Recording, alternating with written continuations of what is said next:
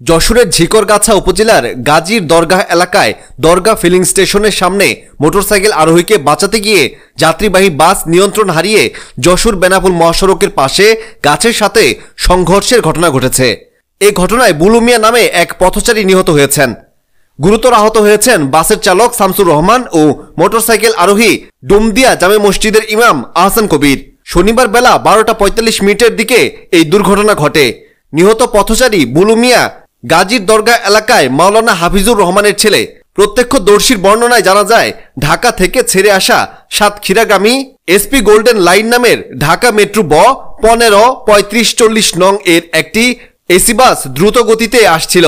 গাজীর দরগা পাম্পের সামনে পৌঁছালে রাস্তা ক্রস করে পার হতে যাওয়া এক মোটরসাইকেল আরোহীকে বাঁচাতে গিয়ে ওই মোটরসাইকেলকে আঘাত করে পথচারী বুলু মিয়াকে চাপা দিয়ে বাসটি সজোরে সড়কের পাশে গাছের সাথে ধাক্কা খায়। এতে বাসের সামনের অংশ দুমড়ে মুচড়ে যায়।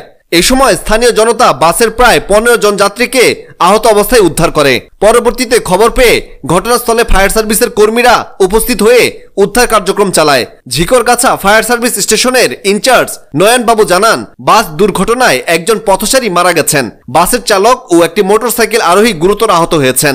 আমরা ঘটনাস্থলে আসার আগে স্থানীয় জনগণ বাকি আহতদের উদ্ধার করে স্থানীয়ভাবে চিকিৎসা দেয়। গুরুতর আহতদের যশোর সদর হাসপাতালে পাঠানো হয়েছে।